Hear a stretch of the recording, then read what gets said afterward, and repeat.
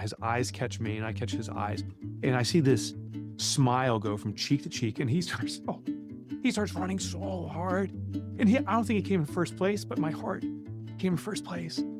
I was like, oh my God, I've been missing this. Like, this is what life is all about. Business is a means to support our life, but it is not, our life is not to be devoted to it. It is an expression of our purpose, for sure, and have extraordinary impact, but it is just one puzzle piece. Every day I'm changing, I'm taking small steps, and every time I'm falling, I go to new depths.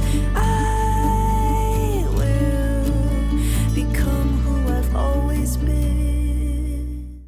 Welcome home, inspired entrepreneurs. We are launching season 4, and I couldn't think of a better person to help me do that than Mike Michalowicz. In this first episode of season 4, we explore what becomes possible when a business founder is led by a purpose so much bigger than the business itself. Mike is the entrepreneur behind 4 multi-million-dollar companies and author of best-selling books including Profit First, Clockwork, The Pumpkin Plan, All In, and his latest book, The Money Habit. He's also host of the hit podcast Becoming Self-Made and the television series 4-Minute Moneymaker, and a former columnist for the Wall Street Journal. In this conversation, we explore what it really looks like to build a business differently, to be led by purpose, to question the hustle, to create real freedom, and remember that business is meant to support the life, not become the whole life. Underneath everything he's built, Mike has had one clear purpose. This conversation lit me up. Almost immediately, I felt like I'd found one of my people, someone who shares this deep commitment to a different way of being an entrepreneur, one led by purpose, unwilling to glorify hustle, one that's deeply human about the messiness of it all, and committed to building businesses that create impact, freedom, and a life we actually get to enjoy. This is Inspired Entrepreneurship in Action, a living example of what becomes possible when purpose leads and business follows. Let's dig in. Well, hello, Mike. Well, hello, Deborah. Good to see you. It's so good to see you. I am thrilled that you're here. We're just going to dive in, okay? The first place I start with clients, I align them with their purpose. Nice. I've been very inspired by your purpose. What is your purpose? I don't know if you can see the sign. It says eradicate entrepreneurial poverty. So in every working space I have that literal sign. And it's my life's purpose is to eradicate entrepreneurial poverty. And what I mean by this is there's this perception of success we have. We want to be wealthy and living a life with personal freedom. We want to have extraordinary impact. And then there's the reality for most entrepreneurs, which we're not making money. I'm exhausted. I can't have any impact. I actually loathe my own business. And that gap is what I call entrepreneurial poverty. It's something we can't talk about. I can't go to my customer and say, my life is miserable. This business is dying. You want to do business with me? So I have to feign success. We're crushing it. We're great. We're here to serve you. But in the back of my mind, subconsciously, I know the struggle, and it eats people. It eats away at people, and they become victims of their own vision. Yeah. So my goal is to fix that permanently. And the reason behind this purpose is because I lived it for way too long, decades of if I just work harder, if I just sell more, if I just push, I'll get there. And came to hate my business, was exhausted. I remember paying my colleagues more money than I was making. I remember refinancing my house to cover payroll one day. It was miserable. And that gap is what we call entrepreneurial poverty. It represents over 80%. The statistics show about 83% of businesses are in that state at any given time of small business. And there's 350 million small businesses globally. So it is the mass of people. And I think it was Thoreau who said something like the mass of humanity lives in quiet desperation. That's yes. Oh, it's Thoreau. entrepreneurs. It's us entrepreneurs. Yeah. And the most perverted part, Deborah, is I will meet with another entrepreneur. And I used to be this way. Now I've rid myself of this behavior. I see it all the time and I get it. As someone will say, oh my God, I worked so hard last night. I'm exhausted. True story. A mutual friend of ours, John Bates, who introduced us. I remember one time him talking about working exhaustively. He's like, I think I worked like 17 hours yesterday. And I bragged that I had worked 18 hours. Like, I'm more exhausted. It's absurd and perverted that we believe hustle and grind is the right approach. It is not. And that's what I'm trying to resolve.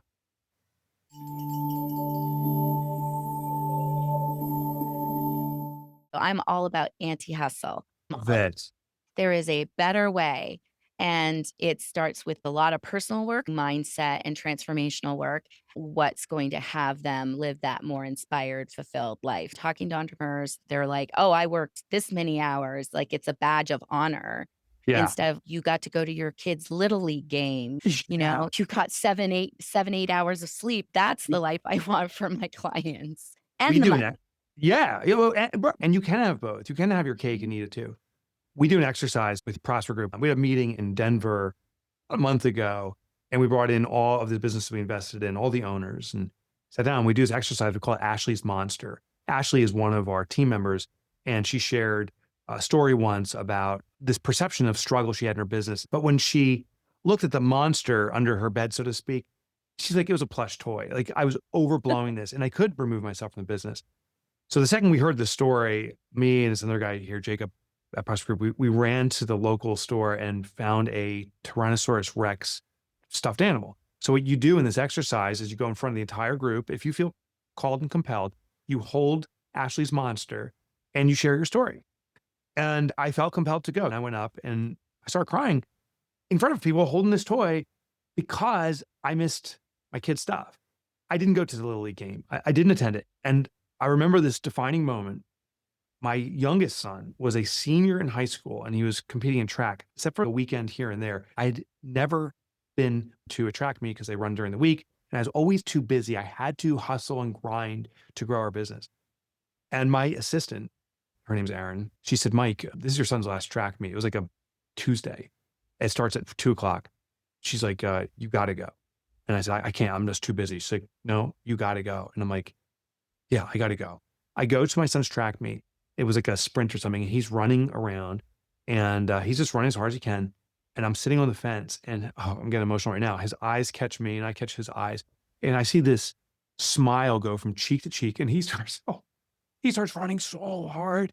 And I don't think he came in first place, but my heart came in first place. I was like, oh my God, I've been missing this. Like, this is what life is all about. Business is a means to support our life, but our life is not to be devoted to it. It is an expression of our purpose, for sure, and have extraordinary impact, but it is just one puzzle piece. And that became a defining moment for me. I'm now trying to make up for missed time with my family, my kids, because I was the guy who thought hustle and grind was the right solution.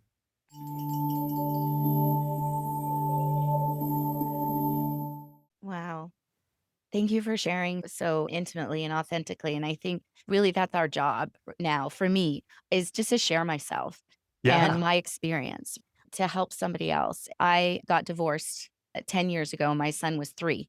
And I didn't want to go back to the life I had because it was a lot of travel. I was a consultant. I traveled a lot. And so I redesigned my life and said, is it possible?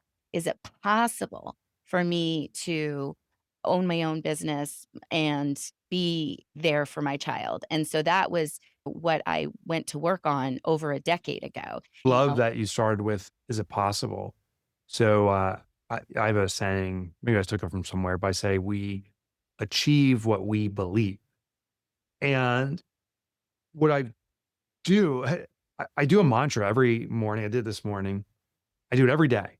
And in the very beginning, it was absurd, but it set the possibility, I guess. And now I actually believe it. And it's so interesting how everything aligns in the universe to kind of support a belief. Like if I say I suck at something, everything will align very quickly to prove me right. Like I suck at math and I will do everything not to study, practice, do anything at math and prove myself right. And just like entrepreneurs will say, I suck at balance, and they prove themselves right by working ridiculously. By this mantra I started, and I say, I am Mike Michalowicz. I invite everyone to actually do this, not say the Mike Michalowicz part, but your own name.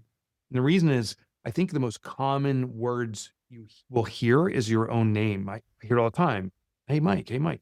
So I say, I am Mike Michalowicz, and that becomes a trigger. Then I say to myself, I am the most prolific and impactful small business author of this century.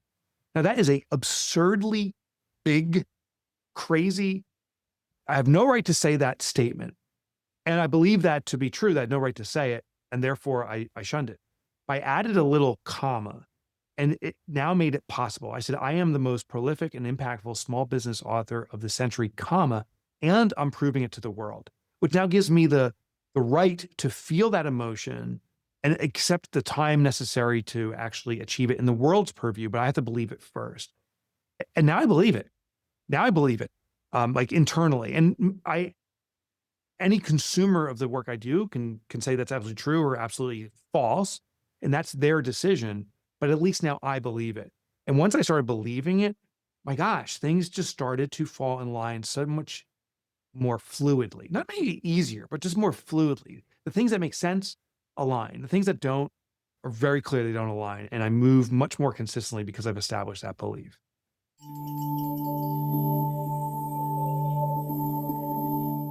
Do you do the same? Do you have like a mantra? Yeah. Okay. Well, first of all, yes. So you're going to laugh, and it's recent. It's 4 years old. So even before I started this podcast, okay, Mel, if you're listening, I said I wanted to be the Mel Robbins for small business owners. I just imagine myself being the Mel Robbins of small business owners. Well, That's my so I know mantra. Mel. I know Mel Oh my Robbins. gosh, you know Mel? So yeah, so we did a TV program about 20 years ago together. So I knew Mel before Mel was Mel. If you want, this is ballsy, say your truth, and I can film it and I can text it to her while we're doing this. I'm not sure she'll respond. I rarely reach out to her, but that's how you play varsity. Do you want to do that? Okay. Should we do it? Yes, let's do it. Hold on one second. I'll get my video going. All right, hold on. I'm going to tell Mel what we're doing.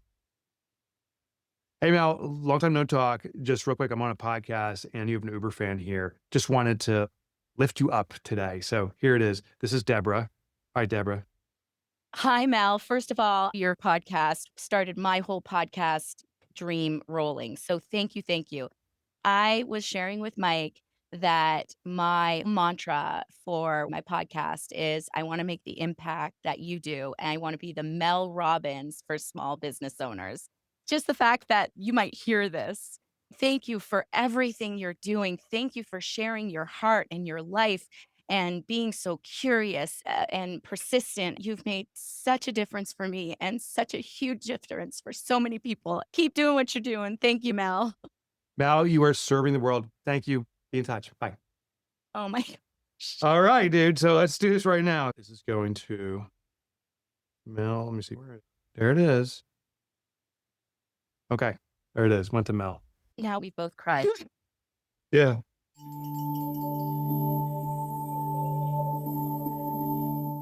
If this conversation is hitting home, don't just let it be a good listen. Ask yourself, what is my business really in service of? At Inspired Business Performance, that's where we start. Getting clear on the purpose you're here to lead from, and then intentionally aligning your business, your strategy, and the life you're building around it. If you're ready to build with more intention and less sacrifice, you'll find a link in the show notes. Now back to my conversation with Mike. Your books.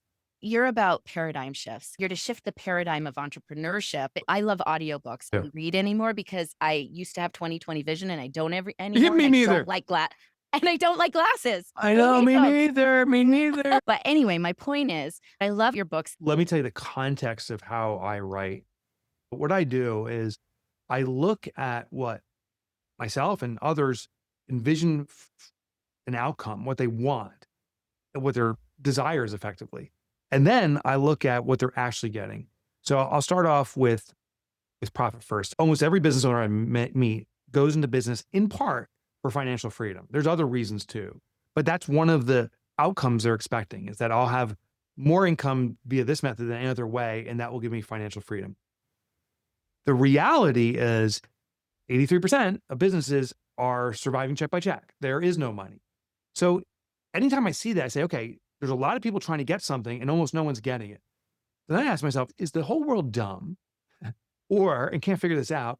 Or is something wrong in the middle? I'll tell you this, the world ain't dumb. I mean, if you're an entrepreneur, you have courage and intelligence. Like that, you need those two to even consider getting started. You have vision. So it's not the people, it's the method in the middle. So I look in the middle. Anytime I see a disparity between desire and outcome, I look at the method in the middle. And sure enough, I saw with Profit First, oh my gosh, the formula that we are told to follow, it's taught in thousands of accounting books, it's in our vernacular, is wrong. What the formula is sales minus expenses results in profit. You got to sell something to generate revenue. You got to incur expenses to support the sale. And what's left over is profit. Makes logical sense, but doesn't make behavioral sense. And even in human nature, we call profit the bottom line or the year end. In the formula and in our terms, we say profit comes last. And it's human nature, when something comes last, it means it's insignificant. Like you're talking about your son earlier, like I assume you love your son deeply because you're not going to travel and you're going to be there for your kid. And you don't say, I love my son so much, I'm going to put him last. You say, I love my son so much, I'm going to put him first. I care about my health so much, I don't say I'm going to care about my health by putting it last. I care about my health by making it the first thing I address. Whatever matters most, we put first. And so I looked at that formula and said, oh my gosh, we're told to take profit last. And so we're complying with it. And no one worries about it until the end of the year. It's not there. We say, oh my gosh, shucks, maybe next year. So in Profit First, I flipped the formula. But I do this in every one of my books. In Clockwork, I would say this is even more of a needed solution for entrepreneurs. Most entrepreneurs start their business for 3 reasons. Financial freedom, we just talked about that. Personal freedom, what you talked about, the flexibility to do what I want when I want. And then impact, that's the top 3. Well, personal freedom, so I'm studying this, I'm like, what do people do to achieve personal freedom? And the mentality is, I will work my tail off exhaustively, sacrificing every element of my life in order for this business to be successful, because that's how I'm going to get personal freedom when this business is running itself and it doesn't need me. I studied both male entrepreneurs and female entrepreneurs, and there is a difference between how the two behave. What I observed as a generality for male entrepreneurs, they will do anything to grow the business, which includes sacrificing their family, their friends, whatever. Female entrepreneurs will do anything to grow the business except for sacrifice the family. And if you can't sacrifice the family and run a business as aggressively as a guy is, the only thing left over for women is sleep.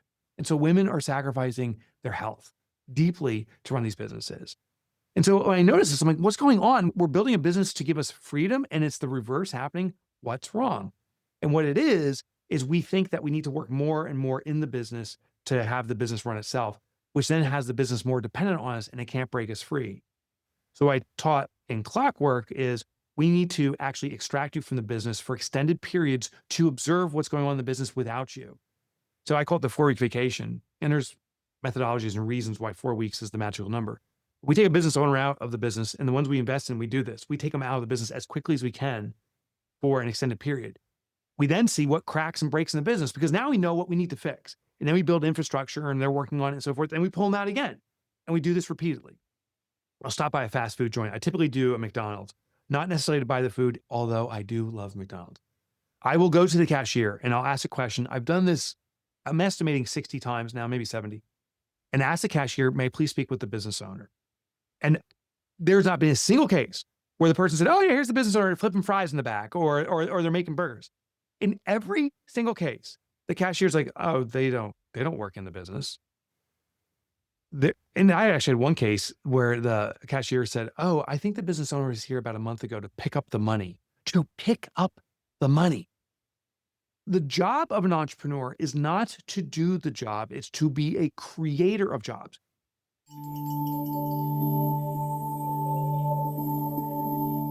Share more about anything that you can impart to the viewers that you've learned. I think many of us have to realize a disease that we have, and it truly is a disease, and it's called workaholism. And I embarrassingly, Deborah, hold that as a badge of honor. I could work like anybody, and I was as boastful about working longer hours and the most ridiculous hours. And one particular day, I don't recall when it was or how it was, except for a book. A book said, Workaholism is an aholism, just like alcoholism or any other form of addiction. And that time when I heard it, I was like, holy cannoli, I have an addiction to work. This is a disease. And doing more of it feels like a relief in the moment. I presume if I have an alcoholism, that drinking more in the moment actually feels better. There's a short term reward for a long term consequence. Business and work is no different. So I have to realize I can't say, well, I'm not a workaholic anymore. No, it's a disease I have. I'm always a workaholic. So I need to put in mechanisms to control my natural tendency toward that addiction. One of them is my wife is amazing in throwing the flag. It almost feels like it's too often, but out comes the flag. It's like, you're working too much. And it came out again this week. And I just revert back to that. But secondly, is I put mechanisms in place to prevent me from continuing to work. Because if right now it's 10 o'clock in the morning here, or 10:30, and I could go, I feel, till 10 o'clock tonight. Because once I'm in flow, it's like, just keep going, keep going.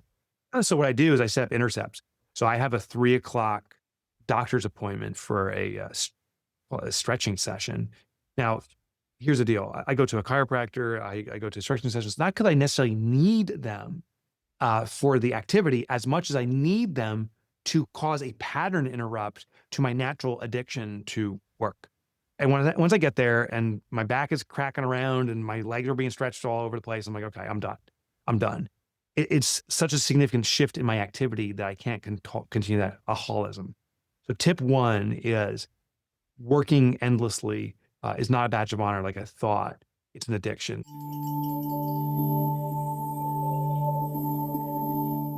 The second realization is, if you're starting out in particular, we need to achieve financial independence immediately. Now, financial independence, I want to define that term because I define it perhaps in a different way that some people do. First, we'll start off with a term that's very popular, which is financial freedom. And financial freedom is where I have enough money to do what I want in any way I want at any time I want without the concern for cost. Now, the problem with that, though, is the ceiling can keep going up. Like, you and I could say, hey, let's hang out in Temecula. I'll fly out your way.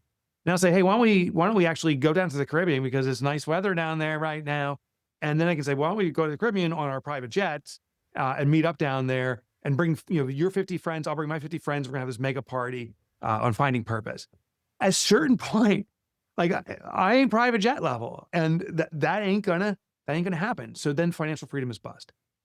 So instead of having this kind of raising cap, I think we need to achieve financial independence. And what financial independence is simply is where we assert control over money as opposed to money asserting control over us. Most people are beholden to their bank account. And like, holy crap, I can't do this. I want to do that. I'm going to get a credit card and spend because I am upset. Financial independence is where we start asserting mechanisms. And that's why I wrote the book, The Money Habit, which is a complement to Profit First. You were kind enough to share that. So Profit First is for business financial independence. The Money Habit is for personal financial independence. They work together or independently. But once we start asserting control over our money, then we start feeling this confidence ourselves. Maybe I'm not making what I aspire to make, but I can work with what I have because I now have controls. And once you have those controls in place, and maybe you earn more, you can expand your lifestyle and leverage that money in many ways, but you are asserting control over money. The second we lose control, we lose it. And so if you're an entrepreneur, you've got to start off with financial independence.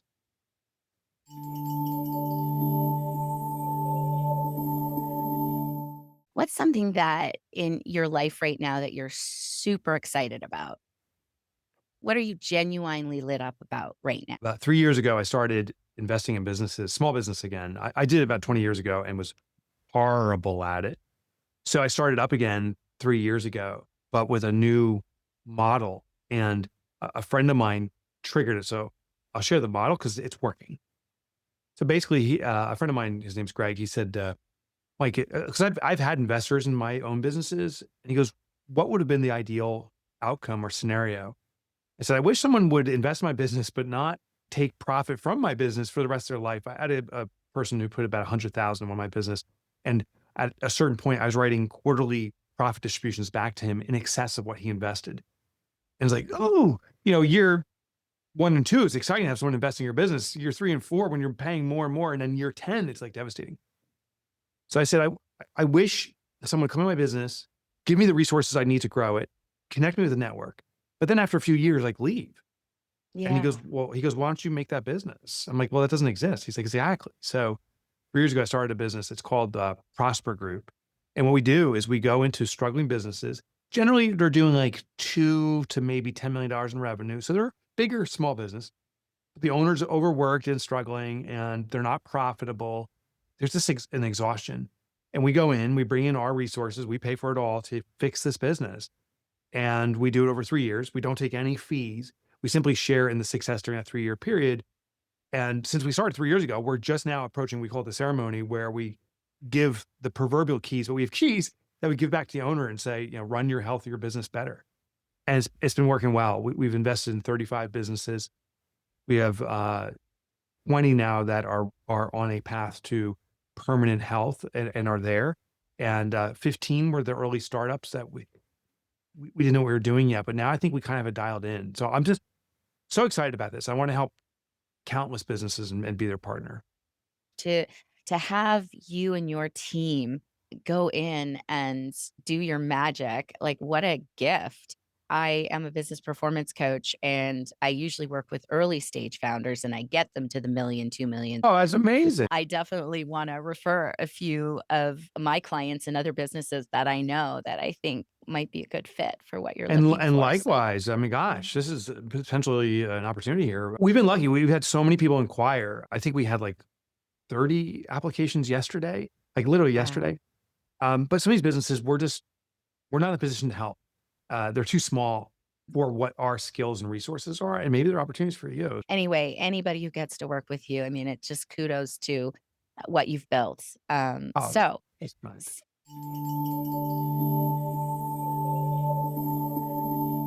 I know you've got to get going. Thank you so much for your time and your generosity. And more importantly, I thank your family. I thank you giving your life to the difference that you are making for so many people. That means the world to me, Deborah. Thank you so much. I hope our paths cross soon again. What I love about Mike is that his purpose isn't just something he says. You can see it in how he lives and leads. You can see his purpose eradicating entrepreneurial poverty running through everything he's doing, from the Prosper Group to his newest book, The Money Habit, and his podcast, Becoming Self-Made. That's what I hope you take away from this conversation. What happens when we stop treating purpose like a statement and actually let it lead? Maybe success isn't just about building a bigger business. Maybe it's about building a business that makes the difference we're here to make and still leaves room for the people, experiences, and life that matter most. Mike, thank you for your heart, your humor, your generosity, and for such a fun and meaningful conversation. You'll find links to everything Mike is up to in the show notes. Until next time, let purpose lead and build a business that supports the life you're here to live. Welcome home. Welcome to the Inspired Entrepreneur. Every day I'm changing, I'm taking small steps, and every time I'm falling, I go to new depths. I will become who I've always been. And because I care about you and want to keep things above board, here's the quick legal bit. The Inspired Entrepreneur podcast and content posted by Deborah Hartnett is presented solely for general information, educational, and inspirational purposes. The use of information on this podcast or materials linked from this podcast or website is at the user's own risk. It's not intended as a substitute for the advice of a physician, professional coach, psychotherapist, or other qualified professional diagnosis or treatment. Users should not disregard or delay obtaining medical, mental health, legal, or business advice for any situation and should seek the assistance of qualified professionals for any such conditions or decisions.